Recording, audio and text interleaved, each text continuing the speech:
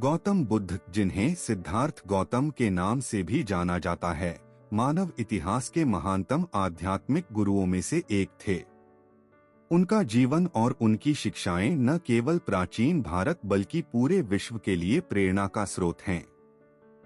इस कहानी में हम उनके जीवन के हर महत्वपूर्ण पहलू को विस्तार से समझेंगे। उनके जन्म, राजसी जीवन, संन्यास, ज्ञान की प्राप्ति, धर्म का प्रचार और अंततः महापरिनिर्वाण। यह कहानी हमें करुणा, सत्य और आत्मबोध के महत्व को समझने में मदद करती है। गौतम बुद्ध का जन्म और प्रारंभिक जीवन।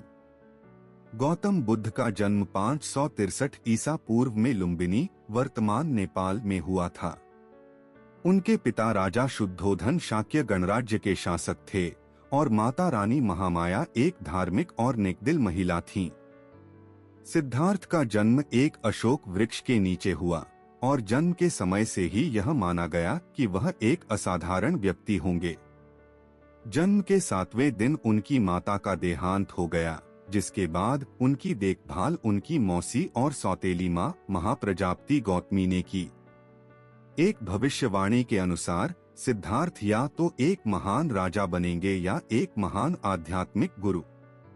राजा शुद्धोधन चाहते थे कि उनका पुत्र एक शक्तिशाली राजा बने, इसलिए उन्होंने सिद्धार्थ को महल के अंदर हर प्रकार के सुख सुविधा के बीच रखा। सिद्धार्थ का पालन पोषण अत्यधिक वैभव और विलासिता के बीच हुआ। उन्हें युद्धकला, राजनीति, धर्म और अन्य शास्त्रों की शिक्षा दी गई। वे असाधारण रूप से बुद्धिमान और दयालु थे। हालांकि उनकी प्रवृत्ति हमेशा करुणा और अहिंसा की ओर रही। 4 महान दृश्य। जब सिद्धार्थ 29 वर्ष के थे, तब उन्होंने पहली बार महल के बाहर की दुनिया को देखा। राजा शुद्धोधन ने उन्हें दुनिया के दुहकों से दूर रखने की बहुत कोशिश की, लेकिन एक दिन महल से बाहर जाते समय उन्होंने 4 ऐसे दृश्य देखे जिन्होंने उनके जीवन को बदल दिया।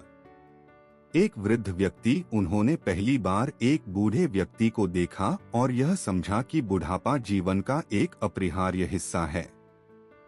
एक बीमार व्यक्ति। उन्होंने एक बीमार व्यक्ति को देखा और जाना कि बीमारी से कोई नहीं बच सकता। एक मृत व्यक्ति। उन्होंने एक शव देखा और समझा कि मृत्यु जीवन का अंतिम सत्य है। एक सन्यासी। उन्होंने एक शांत और संतुष्ट सन्यासी को देखा जो संसारिक बंधनों से मुक्त था। इन दृश्यों ने सिद्धार्थ को यह सोचने पर मजबूर कर दिया कि जीवन का उद्देश्य केवल सुख और भोग नहीं है। उन्होंने यह समझा कि संसार में दुख अनिवार्य है और इसे समाप्त करने का कोई मार्ग खोजना होगा। राजसी जीवन का त्याग। 4 महान दृश्यों को देखने के बाद सिद्धार्थ ने राजसी जीवन और परिवार, पत्नी यशोधरा और पुत्र राहुल को छोड़ने का निर्णय लिया। एक रात जब सभी सो रहे थे, उन्होंने अपने घोड़े कंथक पर सवार होकर महल छोड़ दिया। यह घटना महाभिनिष्क्रमण के नाम से जानी जाती है। सिद्धार्थ ने अपने राजसी वस्त्रों को त्याग दिया और साधारण भिक्षु का वस्त्र धारण किया। उन्होंने सत्य और ज्ञान की खोज के लिए वन का रुख किया। सिद्धार्थ ने अपनी ज्ञान यात्रा के दौरान कई गुरुओं के पास जाकर शिक्षा प्राप्त की। उन्होंने अलारा कालाम और उद्दक रामपुत्र जैसे महान तपस्वियों से ध्यान और योग के गूढ़ रहस्यों को सीखा। लेकिन सिद्धार्थ को यह महसूस हुआ कि यह ज्ञान उन्हें अंतिम सत्य तक नहीं पहुंचा सकता। कठोर तपस्या का मार्ग। इसके बाद सिद्धार्थ ने उरुवेला, वर्तमान बोधगया में कठोर तपस्या करनी शुरू की। वे दिन रात ध्यान करते, भोजन और जल का त्याग करते हुए अपने शरीर को कष्ट देते। लेकिन कुछ समय बाद उन्होंने यह समझा कि अतिवाद, चाहे वह भोग का हो या तपस्या का, सत्य की प्राप्ति का मार्ग नहीं हो सकता। इस समझ के बाद उन्होंने मध्यम मार्ग अपनाने का निर्णय लिया, जो अति भोग और अति त्याग के बीच संतुलन का मार्ग है। ज्ञान की प्राप्ति। 35 वर्ष की आयु में सिद्धार्थ ने बोधगया में एक पीपल वृक्ष के नीचे ध्यान लगाना शुरू किया। यह संकल्प लिया कि जब तक उन्हें पूर्ण ज्ञान निर्वाण प्राप्त नहीं होगा, वे वहां से नहीं उठेंगे। मार का प्रलोभन और संघर्ष। ध्यान के दौरान मार नामक राक्षस ने उन्हें भटकाने की कोशिश की। उसने उन्हें डर, लालच और भ्रमित करने के अनेक प्रयास किए, लेकिन सिद्धार्थ की दृढ़ता अडिग रही। अंततः उन्होंने सभी बाधाओं को पार कर लिया और एक पूर्णिमा की रात उन्हें ज्ञान की प्राप्ति हुई। वे बुद्ध जागृत कहलाए।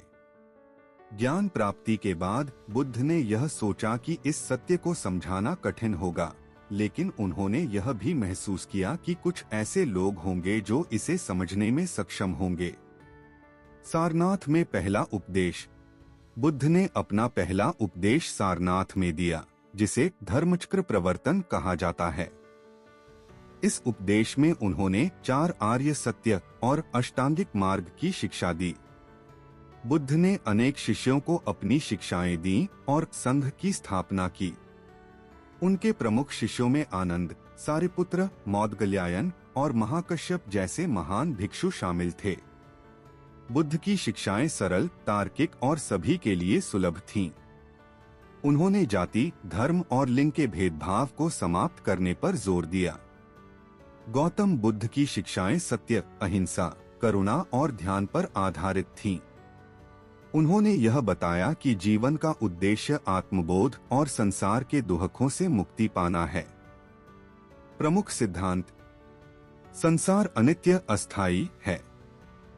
दुहक का कारण मोह और तृष्णा है। ध्यान और आत्मानुशासन से व्यक्ति आत्मज्ञान प्राप्त कर सकता है। जीवन में मध्यम मार्ग अपनाना चाहिए। 80 वर्ष की आयु में बुद्ध ने कुशीनगर, वर्तमान उत्तर प्रदेश में महापरिनिर्वाण प्राप्त किया। अपने अंतिम शब्दों में उन्होंने कहा, सब कुछ नाशवान है, अपना उद्धार स्वयं करो। गौतम बुद्ध की जीवन कहानी न केवल एक प्रेरणादायक यात्रा है, बल्कि यह आत्मबोध, सत्य और करुणा के महत्व को भी रेखांकित करती है। उनकी शिक्षाएं आज भी प्रासंगिक हैं और लाखों लोगों के जीवन को मार्गदर्शन प्रदान करती हैं।